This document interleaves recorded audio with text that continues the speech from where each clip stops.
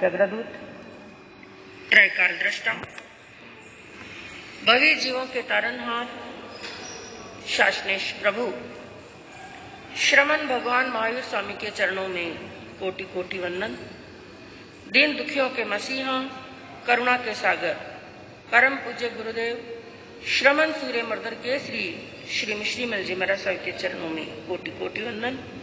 पाठ पर विराजमान परम श्रद्धेय, परम विदुषी, मधुर व्याख्यानी, सरल मना पूज्य गुरनी जी महाराज साहब के चरणों में कोटि कोटि वंदन।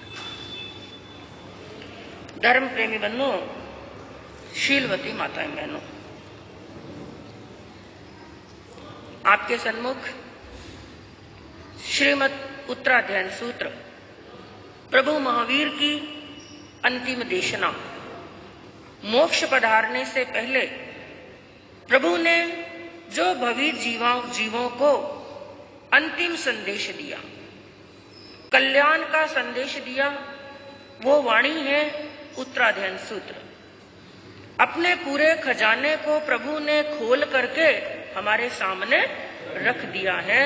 प्रभु ने तो कल्याण के सभी सूत्र, कल्याण के सभी मार्ग हमारे सामने परोस करके रख दिए हैं। अब ये हमारे ऊपर आधारित है कि हम उसको कितना ग्रहण करते हैं, कितना आचरण में लाते हैं।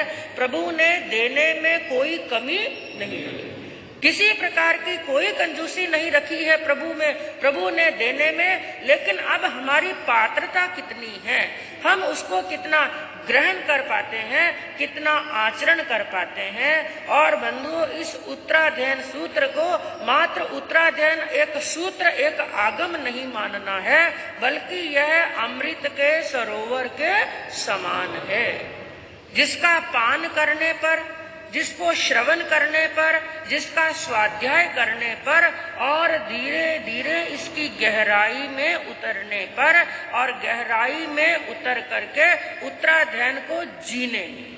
एक तो होता है उत्तराध्याय को पढ़ना और उत्तराध्याय को सुनना। मात्र पढ़ने और सुनने से कल्याण नहीं होगा। पहले पढ़ना, सुनना, जानना, गहराई में उतरना और फिर उत्तराध्याय को जीना। क्या करना? हाँ, उत्तराध्याय को जीना, यानी जो उत्तराध्याय के अंदर आचरण बताया गया है, उस आचरण को जब हम जीवन के अंदर उतारते हैं तो यह वाणी हमारे लिए अमृत सिद्ध हो जाती है। क्योंकि अमृत किसे कहते हैं? जिसका पान करने पर यह धारणा है कि अमृत एक ऐसा पदार्थ है, किसी ने देखा तो नहीं, ना आपने देखा, ना हमने देखा, ना आपने टेस्ट किया, ना हमने टेस्ट किया, लेकिन क्या मान्यता है? अमृत का पान करने पर व्यक्ति अजर और अमर हो जाता है। और यह वाणी भी अमृत के समान है, वो अजरता अमरता देता है। मृत्यु को वो मनुष्य वर्ण नहीं करता है जो अमृत का पान कर लेता है। उसी प्रकार जो उत्तराध्याय सूत्र की वाणी का पान कर लेता है, इसको आचरण में लेकर के आ जाता है, वो भी क्या बन जाता है? अजर और अमर, यानी ऐसे स्थान पर पहुंच जाता है, ऐसी मंजिल तक पहुंच जाता है जहां पर वापस लौटना नहीं है। ना जन्म है, ना जरा है, ना रोग है, ना शोक है, ना दुख है, ना दारिद्र है, ना भूख है, ना तृषा है, ना कोई छोटा है और ना ही कोई बड़ा है। वहां पर सब एक समान है। ऐसे स्थान पर हमारी आत्मा पहुंच जाती है। तो यह उत्तराध्याय सूत्र। और एक बात मैं आपको और कहूं, आज की तिथि कौन सी तिथि है? आज धनतेरस। और धनतेरस को आप सभी लोग क्या करते हैं? लक्ष्मी की पूजा तो विशेष दीपावली के दिन होगी, लेकिन धनतेरस को क्या करते हैं? कोई ना कोई चांदी का आइटम, हाँ, मान्यता है चांदी का आइटम घर के अंदर लाएं तो घर में क्या होगी? वृद्धि। आप लाओ, यह सांसारिक सुख है। संसार में है तो सांसारिक सुख भी चाहिए, लेकिन साथ साथ में जैसे एक रथ के दो पहिए होते हैं, दो पहियों के बिना रथ की गति नहीं होती है, उसी प्रकार धन और धर्म ये भी जीवन के दो पहिए हैं। तो इनका भी बैलेंस बना करके रखना। चांदी की आइटम लाना, जरूर लाना, लेकिन साथ में एक चीज और जरूर घर के अंदर ला करके रखना। कौन सी? उत्तराध्ययन सूत्र की पुस्तक जरूर लाना। हाँ, जरूर ला करके रखना। कभी ना कभी तो आपका मन घर में होगी ना। मैं कहूँ सिख लोग हैं, सिखों के घर के अंदर जाकर के देखो, कोई भी घर आपको ऐसा नहीं मिलेगा जिस घर के अंदर गुरु ग्रंथ साहिब ना। मुसलमान के किसी भी घर के अंदर जाकर के देख लो, ऐसा कोई घर नहीं मिलेगा जहां पर कुरान शरीफ नहीं है। और ईसाई के किसी भी घर में जाकर के देख लो, ऐसा कोई घर नहीं है जहां पर बाइबल नहीं है। मैं कहूं हमारे कितने घर हैं जिन घरों के अंदर उत्तराध्ययन सूत्र है, जिनके घर में है। हाँ, साहब मेहता जी के घर में, आपके घर में, मैं कहूं बहुत बहुत साधुवाद है जिनके घर में है। लेकिन है, पहली बात तो घर में लाना, लेकिन लाने के बाद में ऐसा नहीं है कि साल भर भी उसकी पलेवना। कई घरों में ऐसा भी होता है, बत्ती सी ला करके रख देते हैं और शो पीस के अंदर सजा देते हैं, उसका पलेवन करने का भी समय नहीं। पहले तो लाना और एक नियम रखना, क्योंकि आपने उत्तराध्ययन सूत्र 27 दिन इसको श्रवण करेंगे। मैं कहूँ कम से कम एक छोटा सा नियम ले लेना, एक साल भर नियम निभाना और साल भर के बाद में आप वापस दर्शन करने के लिए आना। आपके चिंतन में कुछ बदलाव आया या नहीं आया, आप खुद आकर के अपना प्रैक्टिकल बताना, और नहीं आए तो आकर के कहना। इस बात को गारंटी के साथ में कह सकते हैं, उत्तराध्ययन सूत्र की पुस्तक को घर में लेकर के आना। जैसे आप अपने हीरे पन्ने जवाहरात के गहनों को संभाल करके रखते हैं, उनसे भी ज्यादा कीमती समझ करके इसको रखना और प्रतिदिन एक नियम ले लेना, ज्यादा ना सही। एक अध्ययन की बात नहीं कहते, 50 गाथा की बात नहीं कहते, एक नियम ले लेना। प्रतिदिन 2 पृष्ठ पढ़ेंगे। हाँ, मूल समझ में नहीं आए तो कोई बात नहीं, हिंदी पढ़ना, 2 पृष्ठ जरूर पढ़ेंगे। समझ में आए कि नहीं आए फिर भी नियम ले लेना, और 2 पृष्ठ पढ़ते पढ़ते साल भर के अंदर आपके चिंतन में, मनन में, आचरण में कुछ ना कुछ परिवर्तन अवश्य ही आएगा। इसलिए आज धनतेरस को ये काम जरूर कर लेना, और ऐसा अमृत, ऐसा कल्याणकारी सूत्र हमारे घर के अंदर होना परम आवश्यक है। तो आज हमने ऐसी कल्याणकारी वाणी के 2 अध्ययनों का मूल स्वाध्याय किया, जिसके अंदर 30वां अध्ययन तपो मार्ग गति।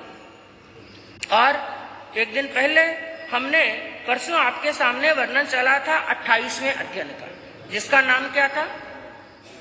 28वें अध्ययन का नाम क्या था? मोक्ष मार्ग गति। मोक्ष मार्ग गति। और इसका नाम क्या है? तपो मार्ग गति। तो मोक्ष मार्ग गति के अंदर मोक्ष के 4 अंग बताए गए थे, सम्यक ज्ञान, सम्यक दर्शन, सम्यक चारित्र और सम्यक तप। उनके अंदर जो पहले के 3 मार्ग हैं, ज्ञान, दर्शन और चारित्र, इनका तो मोक्ष मार्ग गति के अंदर विस्तार पूर्वक विवेचन किया गया। जो तप का चौथा जो मार्ग है, चौथा अंग है, इसका विवेचन आया, लेकिन इतना विस्तार पूर्वक नहीं आया है। मात्र तप के जो 12 भेद बताए गए हैं, उनका नाम निर्देशित करके छोड़ दिया गया है। लेकिन इस अध्ययन के अंदर तप के जो भेद बताए हैं, जो प्रभेद बताए हैं, बड़ी गहराई के साथ में तपस्या के भेदों और प्रभेदों का विवेचन किया गया है। तो 3 शब्द आए, तपो मार्ग गति, यानी तप के अंदर गमन करना। गमन करने के लिए कौन कौन से मार्ग बताए गए, तो इसका विवेचन इसके अंदर आएगा। तो सबसे पहले क्या कहा गया कि तपस्या एक दिव्य रसायन है, और ऐसा रसायन है कि तप करते समय व्यक्ति भूखा रहने पर भी बड़ा रस लेता है, बड़ा आनंद लेता है। घर के अंदर 56 पकवान बन रहे हैं, खूब खुशबू आ रही है, मेवा मिष्ठान बन रहे हैं, और एक व्यक्ति है 8 दिन से भूखा है, 10 दिन से भूखा है, 15 दिन से भूखा है, और मास कमन की तपस्या है तो 25-26 दिन से भी क्या है, वो भूखा है। एक तरफ पूरी भूख लग रही है और एक तरफ क्या बन रहे हैं, पकवान। मैं कहूँ थोड़ी सी भूख लगे, और भूख की बात छोड़ो, सुबह सुबह का समय जबकि शाम को डट करके खा करके सोए, फिर भी सुबह सुबह का समय है और रसोई में से खुशबू आ रही है, गर्मा गर्म इडली और डोसे। हाँ, क्या स्थिति होती है? जल्दी से जल्दी भोजन करें। वो व्यक्ति 20-25 दिन से भूखा है और 56 पकवान घर के अंदर बन रहे हैं, लेकिन फिर भी उसको भूख सहन करने में भी क्या आ रहा है? आनंद आ रहा है। ऐसा दिव्य रसायन है, ऐसा दिव्य रसायन है, भूख को सहन करने पर भी उस तपस्वी को रस आता है और आनंद आता है। और एक ऐसा दिव्य रसायन है तपस्या कि हमारे शरीर और आत्मा के यौगिक भाव को तोड़ने का काम करता है। किसको? आत्मा और शरीर का यौगिक भाव है। क्योंकि आत्मा जब तक संपूर्ण कर्मों की निर्जरा करके मोक्ष तक नहीं पहुंचती है, तब तक संसार के अंदर आत्मा को रहने के लिए कोई स्थान चाहिए। ध्यान से समझने का प्रयास करना, बहने की तरफ से बातें नहीं करें, और इधर ध्यान देंगे तो पूरा अच्छी तरह से समझ में आएगा आपको। जब तक आत्मा मोक्ष को प्राप्त नहीं करती है, संपूर्ण कर्मों को क्षय नहीं, निर्जरित नहीं करती है, तब तक आत्मा संसार के अंदर रहती है। और संसार में रहने के लिए आत्मा को क्या चाहिए? स्थान चाहिए, एक स्थान चाहिए। और आत्मा के रहने का वो स्थान कौन सा है? शरीर, ये देह। हमारा ये जो शरीर है, चाहे वो औदारिक शरीर में रहे, चाहे वैक्रिय शरीर में, क्योंकि 5 प्रकार के शरीर बताए गए। और यहाँ तक प्रभु ने फरमाया है, औदारिक शरीर छूटने पर, यानी मृत्यु को प्राप्त होने के बाद में भी, औदारिक शरीर छूटने के बाद में भी आत्मा और शरीर का संबंध नहीं छूटता है। यानी आत्मा इस गति से रवाना हुई, यहाँ पर हमारे प्राण निकल गए, और यहाँ से प्राण निकलने के बाद में दूसरे स्थान पर आत्मा जा रही है। उस समय भी वो मात्र अकेली आत्मा नहीं है, उसके साथ में क्या है? शरीर है। और एक नहीं, वो भी कितने हैं? 2-2 शरीर हैं। अनादि काल से शरीर का और आत्मा का योग बना हुआ है, आत्मा और शरीर का एक संबंध बना हुआ है। लेकिन यह एक तपस्या एक ऐसा दिव्य रसायन है जो आत्मा और शरीर के अनादि काल के संबंध को तोड़ने का काम करता है। जैसे एक हंस होता है बंधु, हंस की प्रकृति आपने जानी? हाँ, एक बर्तन के अंदर दूध भी है और दूध के अंदर पानी। लेकिन हंस की एक प्रकृति होती है, हंस जैसे ही उस दूध के अंदर अपनी चोंच रखता है, दूध अलग और पानी अलग हो जाता है। तो जैसे दूध के अंदर पानी है, दूध और पानी का संयोग है, इसी प्रकार हमारी आत्मा और शरीर का क्या है? संयोग है। अनादि काल से संयोग चल रहा है, लेकिन इस योग को तोड़ने का, इस संबंध को अलग करने का काम कौन करते हैं? तपस्या। और जब तक तपस्या जीवन के अंदर नहीं आती है, तब तक ये संबंध इनका टूटने वाला नहीं। क्योंकि मोक्ष मार्ग गति अध्ययन के अंदर आपने श्रवण किया, दर्शन के द्वारा श्रद्धा की जाती है, ज्ञान के द्वारा जाना जाता है, और चारित्र के द्वारा आश्रव के द्वारों को बंद किया जाता है। यानी आत्मा के अंदर जिन द्वारों से कर्म आ रहे हैं, चारित्र क्या करता है? उन सभी द्वारों को क्या कर देता है? बंद। तो बाहर से आने वाले कर्म तो क्या हो गए? रुक गए। बाहर से कर्म तो नहीं आ रहे हैं, लेकिन इतने भवों से हमारी आत्मा सकर्मा बनी हुई है। कार्मन शरीर हमारे साथ में जुड़ा हुआ है, भीतर में बहुत सारे कर्म हैं। उन कर्मों से हमारी आत्मा अलग कैसे होती है? वो रास्ता कौन सा है? तप का। यानी आने वाले कर्म रुक जाते हैं, और पहले जो कर्म आत्मा के अंदर है वो तपस्या के द्वारा निर्जरित हो जाते हैं। और बंधुओं, तपस्या भी ये मुख्य 2 प्रकार की बताई। कुल भेद तो कितने बताए? 12, लेकिन 12 भेदों को 2 भेदों के अंदर मुख्य बांट दिया। कौन कौन सा? एक तो बाह्य तप और एक बताया आभ्यंतर। अब 6 प्रकार के बाह्य तप हैं और 6 प्रकार के आभ्यंतर तप हैं, जिनके अंदर क्या बताया गया? ज्यादातर क्या देखा जाता है?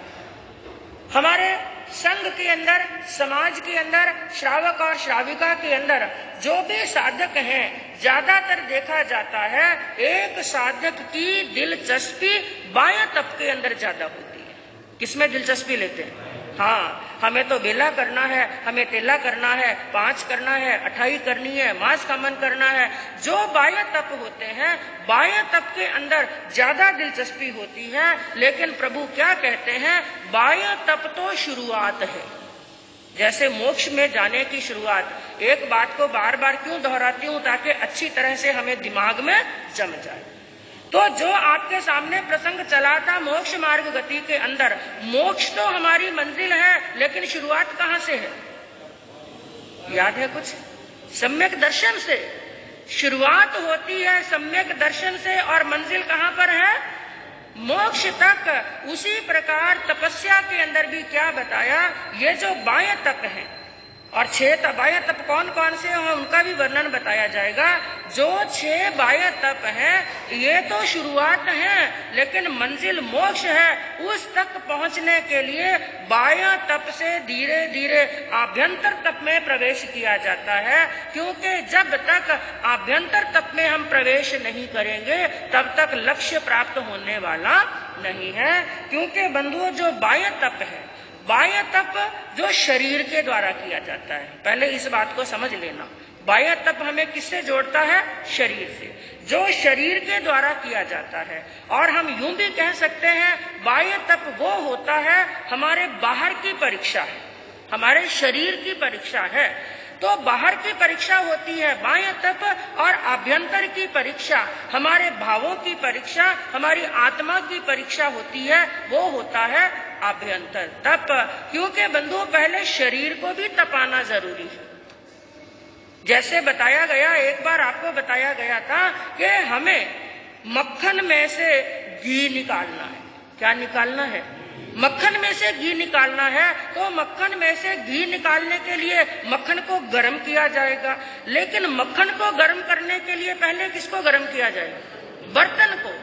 मक्खन बर्तन के अंदर डाला जाएगा।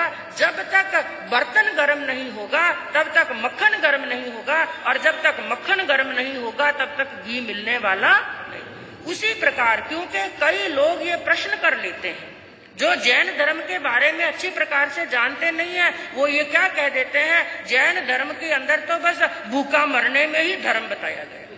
हाँ, क्या केवल भूखा मर करके ही तपस्या होती है? तो फिर कई गरीब लोग हैं, कई भिखारी लोग हैं, जिनको मांगने पर भी 7-7 दिन भोजन नहीं मिलता है, तो क्या उनकी तपस्या होगी?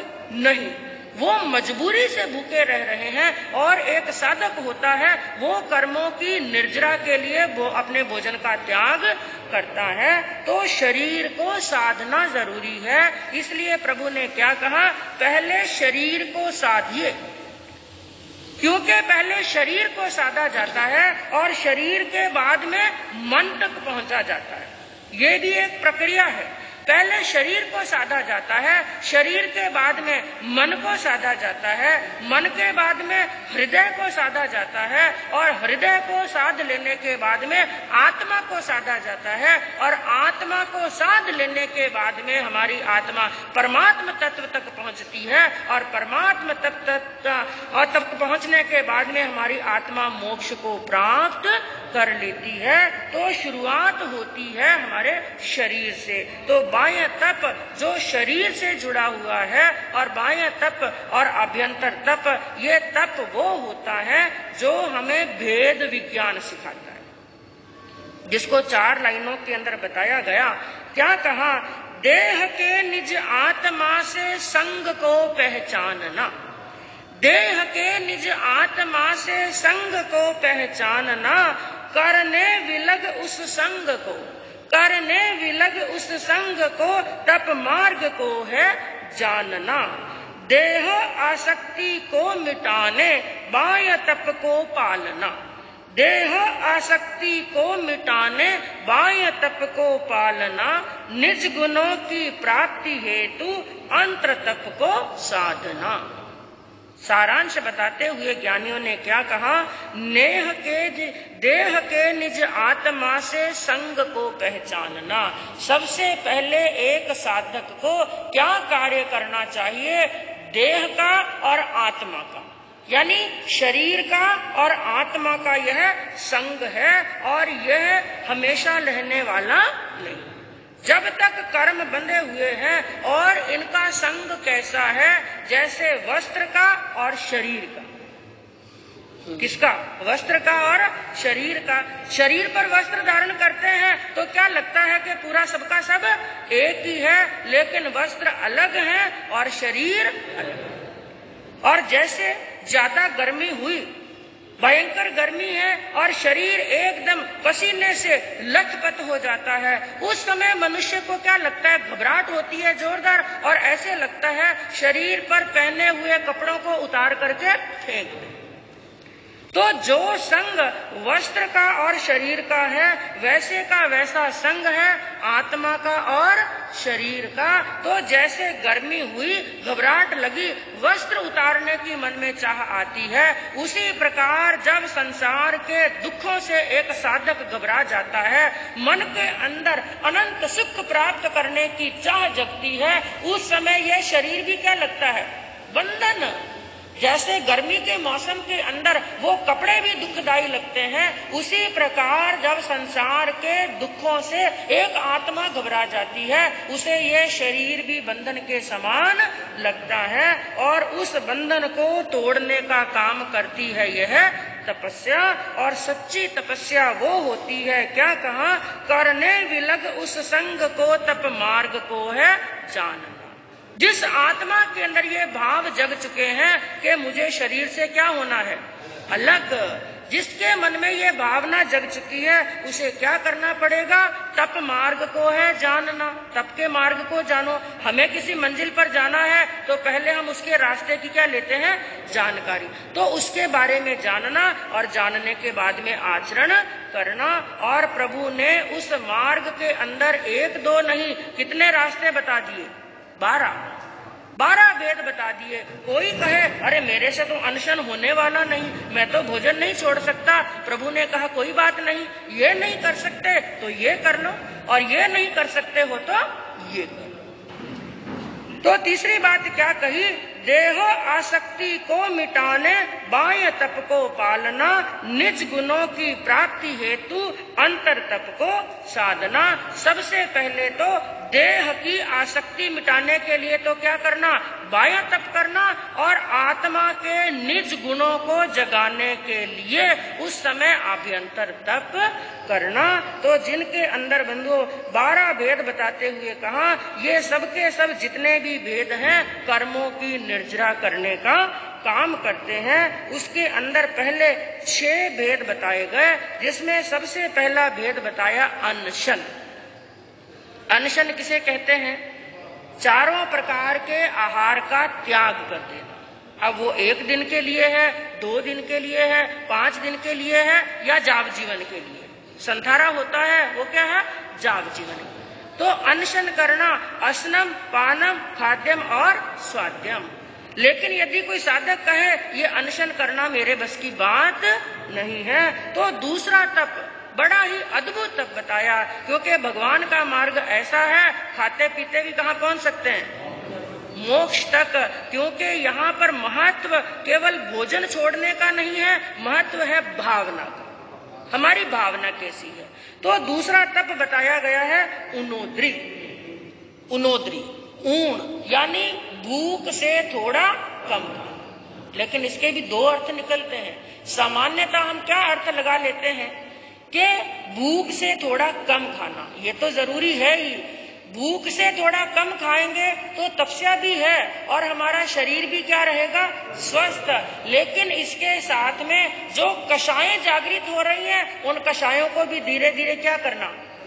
हाँ, क्योंकि भोजन भूख से कम खाएंगे तो तन स्वस्थ रहेगा, और कषायों को कम करेंगे तो हमारा मन क्या रहेगा? स्वस्थ रहेगा। तो उनोद्री भूख से थोड़ा कम खाना, चाहे दिन में 3 बार खाओ, चाहे 4 बार खाओ, कोई बात नहीं। लेकिन जिस समय भी भोजन करने के लिए बैठो, उस समय क्या करो? भूख से थोड़ा कम खाओ। क्योंकि भगवान एक सबसे बड़े वैज्ञानिक थे, उनसे बढ़कर के कोई वैज्ञानिक हो ही नहीं सकता। आज के डॉक्टर लोग, वैद्य लोग भी यही कहते हैं कि भूख से क्या खाओ? कम खाओ। और तीसरा बताया गया भिक्षाचर्या। भिक्षाचर्या यानी गोचरी लाना, और इसको भी प्रभु ने बहुत बड़े तपों की गिनती में लिया। गोचरी लाना भी क्या है? एक तप। क्यों तप है? सबसे पहले तो भिक्षा लाने वाले को अपने अहंकार को गलाना पड़ता है। सबसे बड़ी बात तो यह है, भिक्षा वही ला सकता है जिसने अपने अहंकार को क्या कर दिया? गला। क्योंकि जिसका अहंकार जागृत है वो दूसरे के सामने जाकर के पात्र रख ही नहीं सकता, मांग ही नहीं सकता, गवेषणा नहीं कर सकता। और प्रभु ने कहा अहंकार सबसे बड़ा दुश्मन है, इसलिए अहंकार को समाप्त कर दो। और भिक्षाचरी को मधुकरी भी कहते हैं। क्या कहते हैं? मधुकरी। एक भंवरा होता है, वो बगीचे में जाता है, वहां पर सब प्रकार के फूल हैं, फूलों का रस लेता है, लेकिन किस प्रकार? किसी भी फूल को कोई तकलीफ ना। इसी प्रकार साधु भी गोचरी के लिए जाते हैं, गृहस्थ के लिए बना हुआ थोड़ा थोड़ा आहार ग्रहण करते हैं ताकि गृहस्थ को भी कोई तकलीफ नहीं होती है। तो भिक्षाचर्या। और चौथा बताया गया रस परित्याग। रस का क्या करना है? त्याग करना है, यानी रस लोलुप नहीं बनना है। और इसका सीधा सा उदाहरण है आइंबिल। सबसे बड़ा क्या बताया गया? आइंबिल, जिसके अंदर ना नमक है, ना मिर्च है, ना खट्टा है, ना मीठा है, और ना ही किसी प्रकार का कोई विज्ञ है, ना महाविज्ञ है। इसलिए कई बार क्या होता है, कई श्रावक श्राविका क्या कहते हैं, बाजी आइंबिल के स्थान पर तो हमें उपवास ही पचका। क्या कहते हैं? वैसे आजकल तो कई जगह पर छूट मिलने लग गई है, छूट दे दी। बाकी आइंबिल के अंदर तो नमक को टच भी, हाँ, लेकिन आजकल ये होता नहीं है, इसलिए कहीं कहीं पर क्या इस्तेमाल कर लेते हैं? तरह तरह के नमक इस्तेमाल कर लेते हैं, क्योंकि रसों का पूर्ण त्याग करना बड़ा कठिन होता है। तो रस परित्याग। और पांचवा बताया गया है काय क्लेश। काय क्लेश किसे कहते हैं? अपने शरीर को तपाना। क्योंकि अभी बताया गया शरीर को तपाए बिना आत्मा तक नहीं पहुंचेंगे। तो काय क्लेश के अंदर क्या होता है? तरह तरह के आसनों के अंदर, जैसे वज्रासन है, एक बार आसन लगा करके आधा घंटा, घंटा भर, 2 घंटा, 3 घंटा, कई संत ऐसे होते हैं, कई साधक ऐसे होते हैं 6 घंटे तक भी एक आसन के अंदर बैठे रहते हैं। लेकिन ये प्रैक्टिस कोई ऐसी नहीं होती है, इसके लिए बड़ा तपना पड़ता है, बड़ी साधना करनी पड़ती है। तो तरह तरह के आसनों के अंदर बैठना और केश लोच करना। केश लोच भी क्या है? काया क्लेश तप है। और विहार करना ये भी काया क्लेश है। और तरह तरह से आतापना लेना। पुराने जमाने के अंदर संतों का, बड़े बड़े आचार्यों का वर्णन आता है कि भयंकर सर्दी के अंदर, रात्रि के समय के अंदर, या तो वस्त्रों से रहित होकर के या मात्र एक पतली सी चादर के अंदर और खुले स्थान पर जाकर के आतापना लेते थे। और भयंकर गर्मी के दिनों के अंदर इधर तो बालू रेत तप रही है, ऊपर से सूर्य तप रहा है, उस समय बालू रेत के अंदर जाकर के सो जाते थे। तो ऐसी आतापना लेना ये काय क्लेश तप है। उसके बाद में छठा बताया गया प्रतिसंलीनता। प्रतिसंलीनता का अर्थ क्या होता है? एक साधक के साधु जीवन के अंदर जो उपयोग में आने वाले उपकरण हैं, यानी बंडो उपकरण है, ओगा है, पात्र है, मुंहपत्ती है, वस्त्र है, पुस्तक है, जो भी उनके साधु जीवन के अंदर जो भी उपदी काम आती है, उनका भी धीरे धीरे धीरे कम करने का क्या करना? प्रयास करना। कि इतनी चीज से काम चल रहा है तो इतनी चीज की कहाँ आवश्यकता है? 4 मीटर से काम चल रहा है तो 5 मीटर वस्त्र की कहाँ पर आवश्यकता है? तो ये उपदी भी 2 प्रकार की होती है, एक तो बाह्य उपदी और एक आभ्यंतर। यानी बाह्य तो वस्त्र पात्र आ गया, आभ्यंतर के अंदर जो राग है, द्वेष है, कषाय है, उनको भी धीरे धीरे क्या करना? कम करना। तो ये 6 प्रकार के बाह्य तप बताए गए। बाह्य तप करने के बाद में धीरे धीरे कहाँ तक पहुंचा जाता है? आभ्यंतर, यानी जो हमें आत्मा से जोड़ते हैं। और 6 आभ्यंतर तप के अंदर पहला बताया गया प्रायश्चित। प्रायश्चित का अर्थ क्या होता है? हमसे कोई गलती हो गई और हमें समझ में आ गया, ये प्रायश्चित साधक, एक श्रावक भी कर सकते हैं और साधु भी कर सकते हैं। ये तपस्या केवल साधु के लिए ही नहीं बताई, प्रत्येक साधक के लिए बताई गई।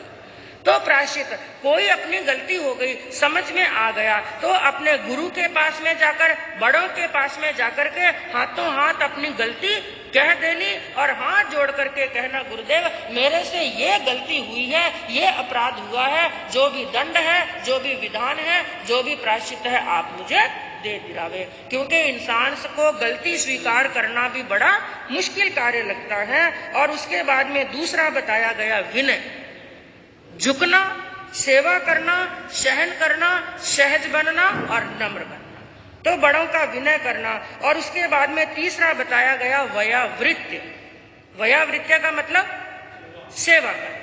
जो विनयवान होगा वही सेवा करेगा, तो वयावृत्य को भी बहुत बड़ा तप बताया गया है। और चौथा बताया गया है स्वाध्याय। और स्वाध्याय का मतलब बंधुओं यहाँ पर हमें समझना पड़ेगा, स्वाध्याय का अर्थ केवल आगमों को पढ़ना ही स्वाध्याय नहीं, वो तो स्वाध्याय है, लेकिन आगमों को पढ़ने के बाद में आगमों के अंदर अपने आप को पढ़ना। क्या बात कही? आगमों को तो पढ़ना, लेकिन आगमों को पढ़ने के बाद में आगमों के अंदर किसको पढ़ना? अपने आप को। कैसे? भगवान ने ये मार्ग बताया। क्या मैं इस मार्ग पर चल रहा हूं?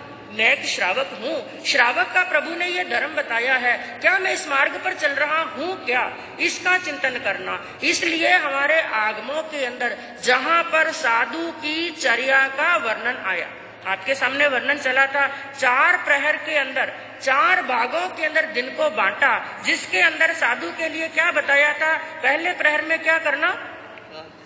आप लोग याद नहीं रखते। पहले प्रहर में क्या करना? स्वाध्याय। आज श्रावक है, हो सकता है कल भाव जाग जाए, साधु बन जाए, इसलिए जानकारी भी क्या है? जरूरी। पहले प्रहर में स्वाध्याय करना और दूसरे प्रहर में क्या करना? ध्यान। तो ध्यान क्या कहता है? जो हमने स्वाध्याय में पढ़ा है, जो आगमों में पढ़ा है, उसका ध्यान करना। क्या ध्यान करना? जो भगवान ने बताया है, क्या मैं उसके अनुसार चल रहा हूं? यदि चल रहा हूं तो मेरा स्वाध्याय करना सार्थक है। तो स्वाध्याय, आगमों को पढ़ना, आगमों के अंदर खुद को पढ़ना। और 5वां बताया गया ध्यान। वही बात, यानी स्वाध्याय की उसका चिंतन और मंथन करना, एक बिंदु पर अपना चिंतन और मंथन करना। और 6ठा बताया गया व्युत्सर्ग। इसको व्युत्सर्ग भी कहते हैं और कायत सर्ग भी कहते हैं। कायत सर्ग में और ध्यान में, क्योंकि 5वां बताया ध्यान और 6ठा कौन सा बताया? कायत। ध्यान में और कायत सर्ग में क्या अंतर? सामान्यतया क्या मान लेते हैं? ध्यान और कायत सर्ग एक है। नहीं, ध्यान और कायत सर्ग में बहुत अंतर है। यदि अंतर नहीं होता तो प्रभु इसको अलग अलग नहीं लेते। ध्यान में तो क्या होता है? हम किसी विषय के ऊपर चिंतन करते हैं। जैसे अभी बताया, स्वाध्याय में जो पढ़ा उसका क्या करना? चिंतन करना। या फिर ध्यान में क्या होता है? अपना ध्यान जमाने के लिए हम एक बिंदु को केंद्रित कर लेते हैं, उस बिंदु को देखते रहो। या फिर ध्यान करवाने वाले क्या करते हैं? आप अपने यहाँ पर ज्ञान केंद्र के अंदर ध्यान करते रहो, यहाँ पर तीर्थंकर की मूर्ति को स्थापित करो, या चंद्र को स्थापित करो, या कमल के फूल को स्थापित करो, यानी तरह तरह के तरीके बताते हैं। या इस कलर का ध्यान करो, इस कलर का, कुछ ना कुछ जिसमें चिंतन किया जाता है, जहां पर ध्यान टिकाया जाता है, उसको तो क्या बोलते हैं? ध्यान। ये तो शुरुआत है, ये ध्यान की शुरुआत है। लेकिन वो करने के बाद में कायत सर्ग क्या कहता है? कुछ भी नहीं करना, बस ना कुछ सोचना, ना कुछ देखना, ना चिंतन करना। काया प्लस उत्सर्ग, अपनी काया का भी क्या कर देना? हाँ, ना बोलना है, ना सोचना है, सब चीज का उत्सर्ग कर देना। एक लाइन के अंदर यदि कहूं, कायत सर्ग क्या कहते हैं? ध्यान का शिखर किसे कहते हैं? शून्य में चले जाना। किसमें चले जाना? बस जब हम शून्य में पहुंच जाते हैं, कोई चिंतन और मनन नहीं होता है, वो होता है कायत सर्ग, और वो होता है तपस्या का शिखर। ना मन का योग, ना वचन का योग, ना ही काया का योग। ऐसी तपस्या, ऐसी साधना से हमारी आत्मा संपूर्ण कर्मों की निर्जरा कर लेती है। और बंधुओं, अगला अध्ययन है चरण विधि। क्या नाम है? चरण विधि। विधि यानी विधान, यानी सिस्टम। और चरण का मतलब क्या होता है? चलना, चर्या करना, गमन करना, प्रवृत्ति करना, एक्शन करना, कुछ क्रिया करना, कुछ कार्य करना। कई पर्यायवाची शब्द हैं, यानी जो क्रिया करनी चाहिए, किस प्रकार से एक साधक को गमन करना चाहिए, कैसे एक साधु को आचरण करना चाहिए, उसका विधि और विधान इस अध्ययन के अंदर बताया गया है, जिसको आपकी भाषा में कह सकते हैं रूल्स एंड रेगुलेशंस। हर चीज के क्या होते हैं, कोई भी ऑफिस है, कोई दुकान है, कहीं पर भी जाते हैं, जैसे स्कूल है, कॉलेज है, हॉस्पिटल है, सबके अपने अपने क्या होते हैं, रूल्स होते हैं, रेगुलेशन होते हैं। उसी प्रकार साधु जीवन के भी प्रभु ने कुछ रूल्स बताए हैं, कुछ रेगुलेशन बताए हैं। एक साधक को संयम का पालन किस प्रकार से करना है, और उसके अंदर सबसे जरूरी क्या बताया गया, विवेक धर्म। क्या बताया, कोई भी कार्य करो उसके अंदर क्या होना चाहिए, विवेक। इसलिए एक सूत्र दिया प्रभु ने, विवेको मोक्षो, विवेक में ही मोक्ष है, मात्र क्रिया में मोक्ष नहीं है। एक क्रिया है जिसको दो मनुष्य कर रहे हैं, एक ही क्रिया को एक ही समय के अंदर एक ही तरीके से दो मनुष्य कर रहे हैं। एक मनुष्य उस क्रिया को करके कर्म बांध रहा है, एक उस क्रिया को करके कर्मों को तोड़ रहा है। जैसे अब दीपावली का दिन चल रहा है, बहनों ने घरों के अंदर साफ सफाई खूब की होगी, दुकानों पर भी होती है, घरों के अंदर भी होती है। दो बहनें साफ सफाई कर रही हैं। साफ सफाई करते समय एक बहन पूरी यत्नपूर्वक, मन के अंदर एक भाव है, मैं साफ सफाई करूं लेकिन झटका फटका इस तरीके से करूं कि किसी जीव की हिंसा, और मान लो ऐसा सोचते सोचते और करते करते भी कोई जीव मर गया, हो जाता है, लेकिन उसके भाव क्या थे, कोई जीव नहीं मरना। और एक बहन ऐसी है जो झटका फटका कर रही है अंधाधुंध, किसी प्रकार की मन के अंदर दया के, करुणा के, जीवों को बचाने के भाव नहीं है, और फिर भी उसके हाथ से किसी जीव की हिंसा हुई नहीं। लेकिन कर्म किसके बंदे ये बताओ, जिसके मन में दया की भावना, चाहे जीव नहीं मरे लेकिन भावना क्या नहीं है, भावना दया की नहीं है, और जो दया के जीवों को बचाने के भाव से कर रही है, वो कार्य करती करती भी क्या कर रही है, कर्मों की निर्जरा, और दूसरी कर्मों का क्या कर रही है, बंद। उसी प्रकार प्रभु ने बताया एक साधक की प्रवृत्ति कैसी होनी चाहिए, विवेक पूर्वक होनी चाहिए, धर्म पूर्वक होनी चाहिए, अर्थपूर्ण होनी चाहिए और महत्वपूर्ण होनी चाहिए, ताकि उसकी प्रत्येक क्रिया से उसके कर्मों की क्या हो, निर्जरा हो। तो ऐसी चरण विधि, ऐसी क्रिया, ऐसी गमन की क्रिया प्रभु ने विधि बताई गई है, जिसके अंदर 4 लाइनों के अंदर क्या कहा, संयम धर्म की पालना चारित्र का आधार है। संयम धर्म की पालना चारित्र का आधार है, परित्याग दूषण से ही होता आत्म का उद्धार है। संयम धर्म की पालना चारित्र का आधार है, परित्याग से ही होता आत्म का उद्धार है। भिक्षु के गुण धार करके, भिक्षु के गुण धार करके आत्म की रक्षा करे, चरण विधि को पाल करके जीव भवसा गरति रे, जीव भवसा गरति रे। क्या कहा, संयम धर्म की पालना चारित्र का आधार है। चारित्र का बेस क्या है, चारित्र किसे कहते हैं, और चारित्र का मूलभूत आधार क्या है, संयम की पालना। और संयम के बारे में आपको कई बार बताया गया है, संयम का अर्थ क्या होता है। संयम का मतलब,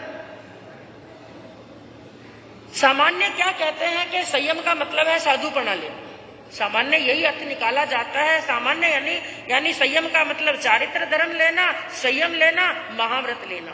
लेकिन संयम का मतलब मात्र चारित्र धर्म और संयम लेना नहीं है। संयम का मतलब होता है मर्यादा में रहना, लिमिट में रहना, नियंत्रण में रहना और कंट्रोल में रहना। तो यहाँ पर क्या बताया, चारित्र का आधार क्या है, संयम। जहां पर संयम है वहां पर चारित्र है। चारित्र केवल साधु ही नहीं पाल सकता है, एक श्रावक भी चारित्र पालता है। कब पालता है, जब वो किसमें होता है, संयम में। याद रखना, केवल श्रावक के घर में जन्म ले लेने से कोई श्रावक नहीं बनता है, उसके जीवन में कुछ ना कुछ क्या होना चाहिए, संयम। आपके जीवन में थोड़ा ही सही यदि कुछ संयम है तो आप श्रावक हैं, नहीं तो आप श्रावक नहीं है। क्या है, केवल गृहस्थ।